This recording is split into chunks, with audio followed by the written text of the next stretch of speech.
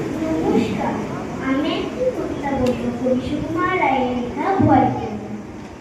ভয় পেও না, ভয় পেও না, তোমায় আমি মারব না। সত্যি বলছি, কুস্তি করে তোমার সঙ্গে পারব না। মনটা আমার বড্ড নরম, হাড়ে আমার রাখতে নেই। তোমায় আমি চিবিয়ে খাবো এমন আমার সাধ্য নেই।